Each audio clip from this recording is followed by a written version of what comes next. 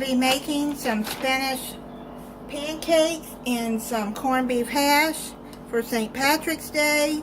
If you want to make a St. Patrick's breakfast, I thought this would be a good idea.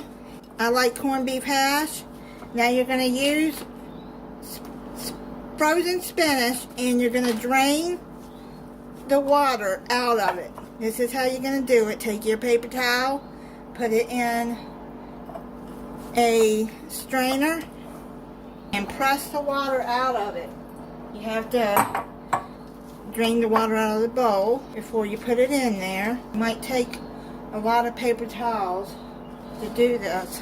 I've already been pressing on it and used several paper towels, so it's getting to where it's almost out of there, the water. Do like this, press it over, and then get the water from that. Press, get as much water as you can out of this. The recipe is from Food Network, and it doesn't call for fresh spinach. It calls for a cup of frozen spinach. I've never had spinach pancakes before, but I saw that and I'm like, that would be pretty good. One way to get your kids to eat their vegetables. They probably won't even know that it's in there if you don't tell them. They'll just think you colored the pancakes green. Yeah, my son, when he was little, and he still don't like a lot of vegetables, but he eats more vegetables than he did. He did not like vegetables at all. Sometimes you have to hide vegetables in their food to get them to eat it. I think I've got pretty much it all out of there now. Just a little over a cup, not much. Just going to use it all. My daughter is the opposite. She loves vegetables and fruits. Let's get ready to make the pancakes. You're going to need 1 cup all-purpose flour, 1 cup of milk,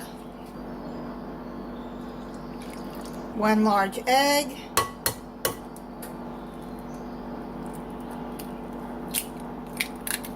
1 cup of the drained spinach, 1 teaspoon of baking powder,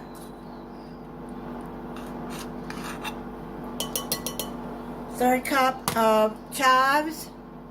You can use fresh if you want, or the dried. 1/2 teaspoon of salt.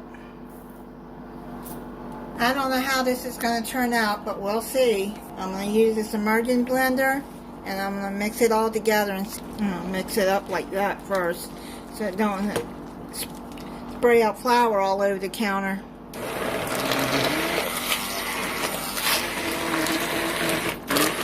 This is as smooth as I could get it. I just don't want to get my blender down. It's just easier this way. Then put in a cup of milk, fold that in.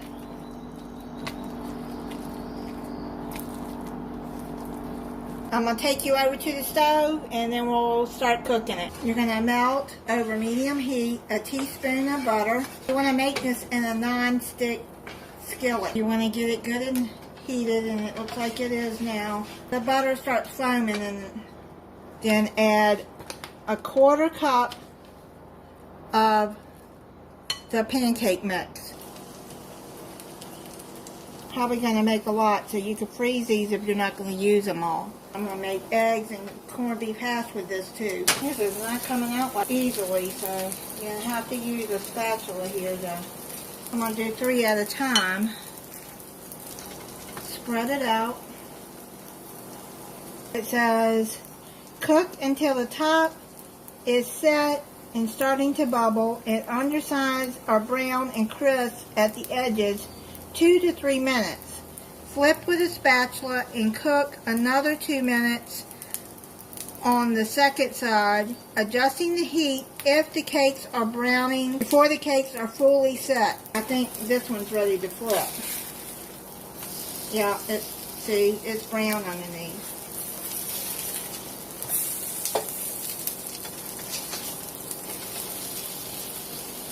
I'm going to add a little bit more butter. If you didn't want to make these for breakfast, you could make these to go on the side with a dinner too. Don't particularly have to, because they don't really look like pancakes. They look like spinach cakes. I'm going to try it for you. what it looks like.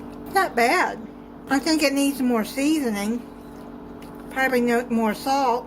Maybe some garlic in it. Maybe if you eat the egg over it. I fried my egg. It tastes good with the egg. It's not bad. If I did make it again, I would add a little bit more salt and probably some minced garlic to it. I'll be putting the recipe where I found this from the Food Network in the description. Thank you for watching. If you're not subscribed, I hope you'll subscribe and click the notification bell so you'll be notified when I upload a new video. And happy St. Patrick's Day.